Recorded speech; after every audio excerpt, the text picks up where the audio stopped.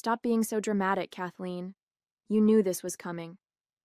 My husband Tom's words cut through the air as he stood in our Palm Springs living room, smirking at the photo album I'd spent weeks creating.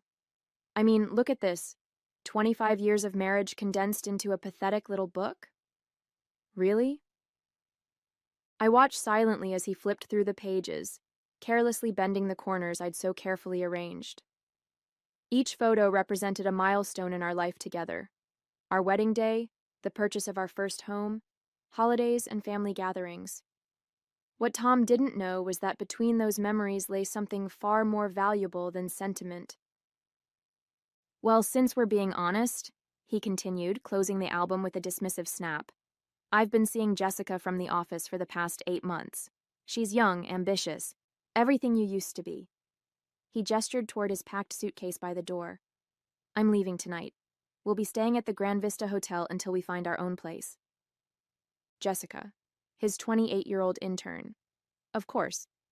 I'd suspected their affair since I noticed his late-night meetings and the mysterious perfume that clung to his shirts. But I'd kept quiet, biding my time, waiting for the right moment. That's quite the announcement, I said, my voice steady despite the trembling in my hands. And on our anniversary, no less. Oh, come on, don't tell me you actually expected me to celebrate? He laughed, and the sound echoed through our high-ceilinged living room. The album, the dinner reservation I know you made at Lorenzo's? It's desperate, Kathleen. You're desperate. I rose from the couch, smoothing my dress. The emerald green one he'd always said made me look old. Walking over to where he stood, I reached for the photo album. You're right about one thing, Tom. This evening isn't going as planned. His eyebrows rose as I pulled the album from his grasp. What are you doing? Taking back what's mine, I replied, a small smile playing at my lips. After all, you won't be needing these memories anymore. What Tom didn't realize was that between those carefully curated photos lay the key to my future, and the end of his comfortable life as he knew it. I'd known about Tom's affair for months, but that wasn't what had kept me up at night. 1 week ago, I'd received news that would change everything. My hands trembled slightly as I held the album, remembering the moment I'd checked those numbers on my lottery ticket. 6 numbers that had transformed me from an aging housewife into a multi-millionaire. The memory of that moment was still crystal clear. Sitting at my kitchen table at 3 a.m., double and triple checking the numbers under the dim light, afraid to breathe, afraid to believe. The first person I called wasn't Tom, it was Eleanor Wilson, the most respected financial advisor in Palm Springs. We'd spent 3 days meticulously planning and securing my future.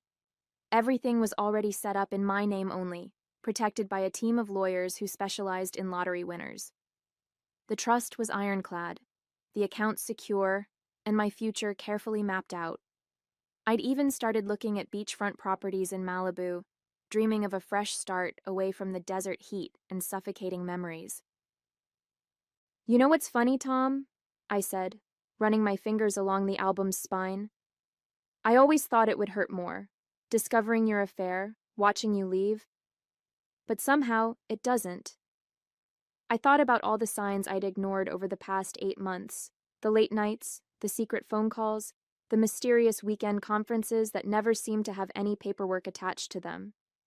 He paused by the door, his hand on the suitcase handle. Don't tell me you're having some sort of emotional breakthrough. His tone was mocking, but I caught the hint of uncertainty in his eyes. For 25 years, he'd been able to read me like a book. Now, for the first time, he seemed unsure of what he saw. Actually, I've had quite a few breakthroughs lately. I sat down at our antique desk, the one he'd insisted we buy last year, putting us further into debt.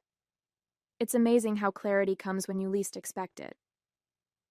I thought about the moment I'd decided to create this album, carefully selecting photos that would hide my secret between their pages.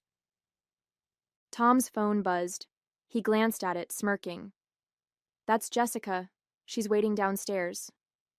He straightened his tie, the blue silk one I'd given him for Christmas. I'll have my lawyer contact you about the house and assets. Try not to make this messy, Kathleen. It's better for everyone if we handle this like adults. I nodded, watching him fidget with his watch. He was probably calculating how much he could get in the divorce, how he'd maintain his lifestyle with Jessica. Little did he know that in exactly 3 minutes, his entire plan would crumble. The proof of my fortune was nestled safely between these pages, waiting to be revealed. "Before you go," I said, opening the photo album once more, "there's something you should see." I carefully extracted a document from between the pages of our Hawaiian vacation photos, the last trip we'd taken together, though Tom had spent most of it texting Jessica while pretending to answer work emails. The paper was crisp, official-looking.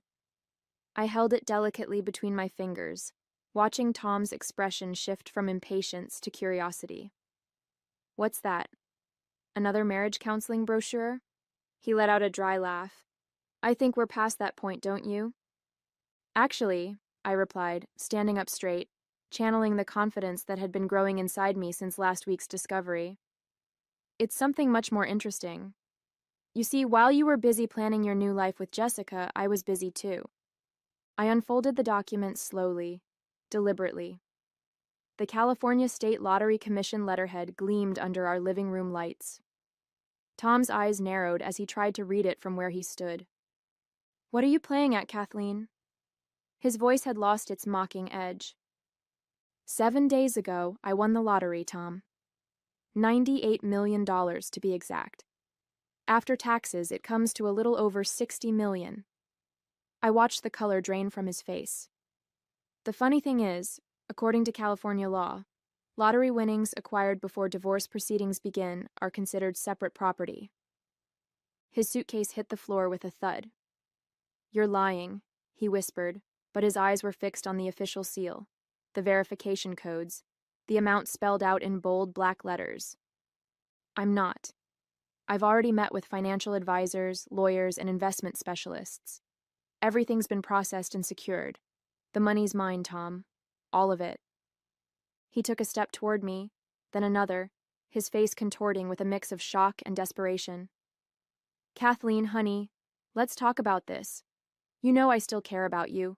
Maybe I've been a little hasty." "A little hasty?" I interrupted, my voice steady. "Like when you booked that romantic weekend in Santa Barbara with Jessica? Or when you used our joint account to buy her that diamond bracelet?" His phone buzzed again insistently. Jessica was still waiting downstairs, probably wondering what was taking so long.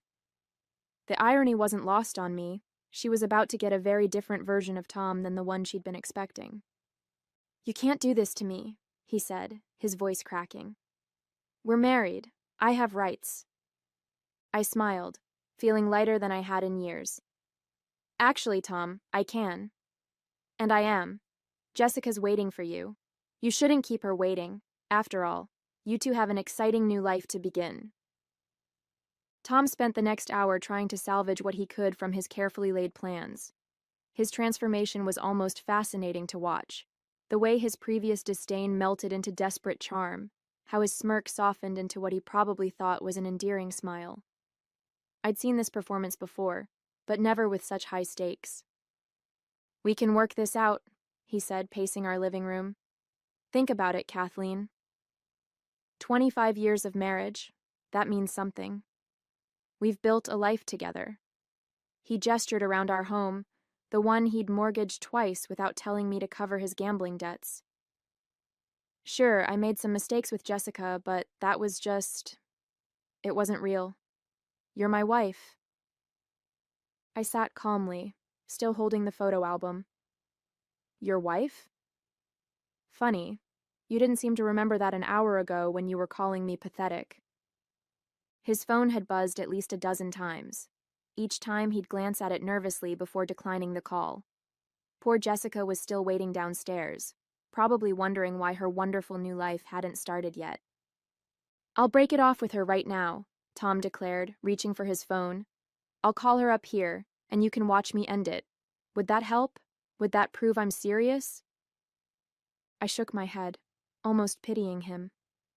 "You really don't get it, do you? This isn't about Jessica. It's about 25 years of lies, manipulation, and disrespect. The lottery just gave me the freedom to finally see it clearly." That's when his tone changed. The desperate charm vanished, replaced by something darker. You think you can just walk away? After everything I've done for you? He stepped closer, looming over me. I made you who you are. Before me, you were nothing, just some small-town girl with big dreams and no direction. I remained seated, refusing to be intimidated. And now I'm a small-town girl with $60 million and a very good lawyer. I met his gaze steadily. Would you like his number? You'll be hearing from him tomorrow anyway. I'll fight you for every penny, he snarled. I'll drag this out for years. You think you can enjoy your millions while I'm dragging you through court? Actually, I reached into the album and pulled out another document. My lawyers have already prepared everything. They've documented your affair, your gambling, the money you've stolen from our accounts. They even have receipts for all the gifts you bought Jessica with our joint credit card. How do you think that will look to a judge? The color drained from his face again. His phone buzzed one final time, and this time when he looked at it, I saw fear in his eyes. The message preview was visible even from where I sat. What's going on up there? My father's waiting at the restaurant with the investor. We're going to lose everything if we don't show up now. I smiled, understanding dawning. Let me guess. Jessica's father was going to invest in your new business venture? The one you've been embezzling company funds to start? Tom stumbled backward, collapsing onto our Italian leather sofa, another extravagant purchase he'd insisted on. How did you... His voice trailed off as I pulled out yet another document from the album. It's amazing what people will tell you when they think you're just a harmless housewife, I said, smoothing the paper on the coffee table. Like Amanda from your accounting department. She's been concerned about those irregular transfers for months, but you kept dismissing her warnings. She was quite relieved to finally share her documentation with someone who would listen. You've been investigating me, his face contorted with rage. You had no right. Actually, as your wife and a shareholder in the company, I had every right. The board of directors thought so too, when my lawyers presented the evidence last week. I paused, letting the implications sink in. They're meeting tomorrow morning to discuss your position, though I suspect that discussion will be quite brief. His phone buzzed again. This time he answered it, hands shaking. Jessica, I can't make it. Something's come up. He winced, holding the phone away from his ear as angry accusations poured out. Finally, he hung up, looking deflated. You've ruined everything, he whispered. No, Tom. You did that all by yourself. I just refused to play along anymore. I stood up, walking to our floor-to-ceiling windows that overlooked the city lights. You know what the funny thing is? If you'd just been honest, if you'd asked for a divorce like a decent human being, I probably would have shared some of the lottery money with you. Not half, but enough. And now? Now you get nothing. I turned back to face him. Well, not exactly nothing.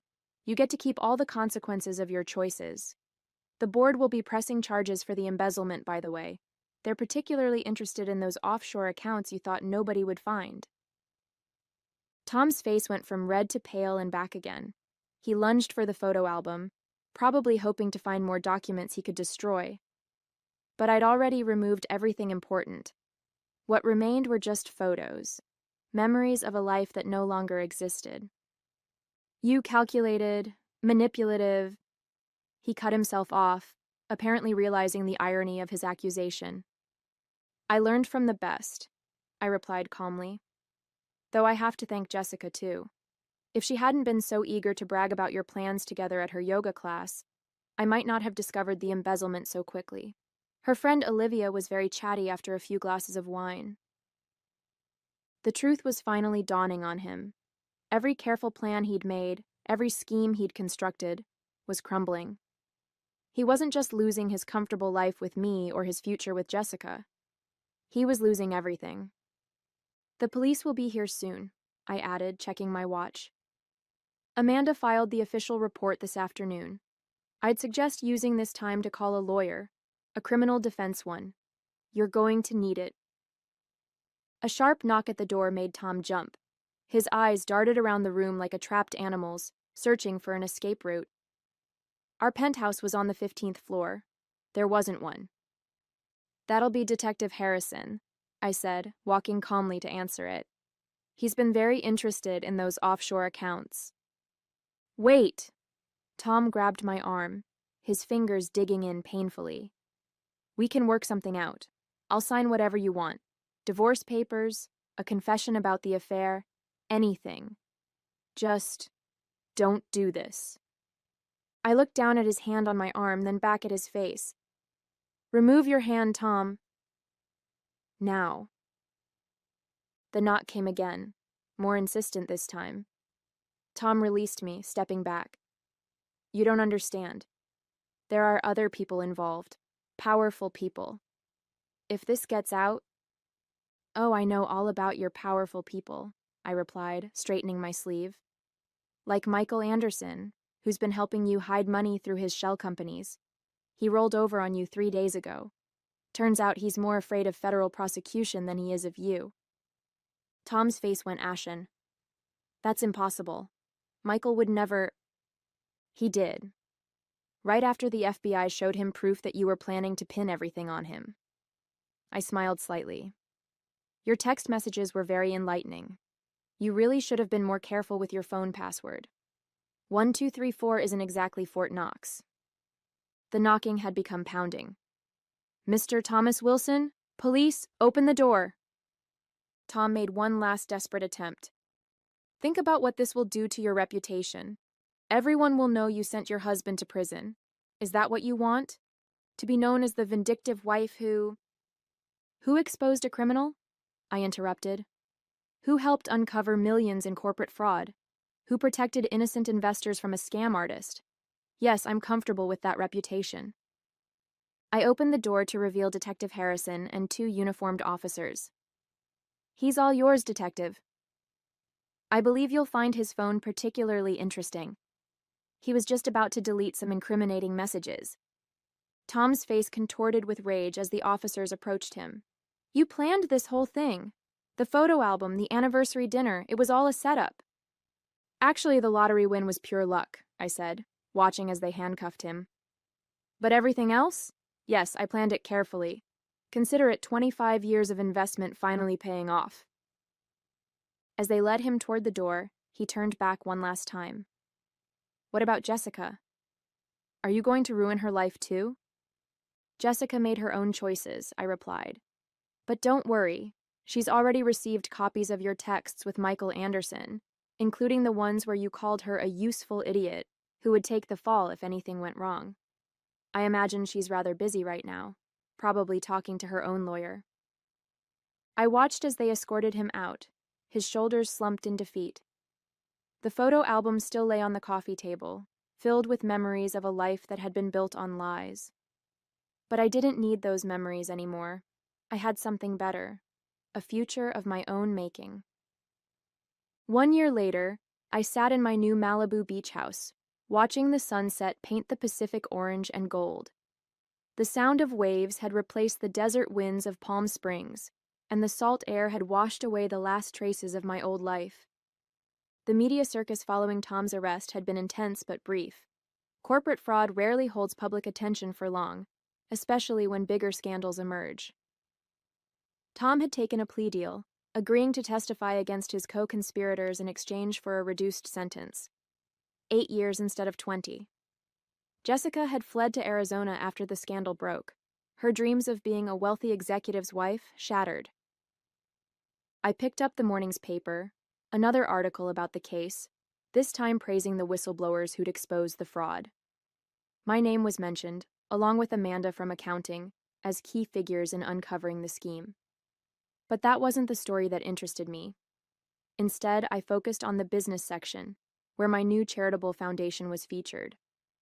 The lottery money had given me freedom, but it was the foundation that gave me purpose. We specialized in helping women escape financial abuse, providing resources and support for those trapped in situations similar to what I'd endured. Every success story felt like a personal victory. My phone buzzed. A text from Eleanor Wilson, my financial advisor. The foundation's latest investment had paid off handsomely. More money to help more women. I smiled, thinking about how far I'd come from that night with the photo album. Sometimes the best revenge isn't about destroying someone else's life. It's about building your own better than ever. Last week, I received an unexpected letter from Tom. The prison envelope sat unopened on my desk for days before curiosity won out. Inside, I found pages of apologies, explanations, and pleas for forgiveness. He'd found God in prison, he wrote, and wanted to make amends. He also mentioned hearing about my foundation's success and suggested that perhaps we could work together once he was released. I had to laugh at his predictability. Even behind bars, he was still looking for angles, still trying to scheme his way into money. I shredded the letter without responding. That evening, at a charity gala for the foundation, I found myself sharing this story with James, a widowed investor who'd become a major donor to our cause. His genuine laugh matched mine, his eyes crinkling at the corners as he shook his head in disbelief. "Some people never change," he said, offering me a glass of champagne. "But others?" He gestured around the room where dozens of women who'd escaped similar situations were now thriving, many running their own businesses. "Others transform completely." Speaking of transformation, I replied, "Remember that photo album that started all this?" I finally found a good use for it. I donated it to a museum's exhibition about financial fraud and domestic abuse. The album sat in a glass case, its pages open to show the hidden compartments where I'd stored the evidence. Below it, a plaque read, "Sometimes the strongest chains are the ones we think we can't break." James raised his glass. "To breaking chains." "And building bridges," I added, thinking of all the women we'd helped, and all those still to come.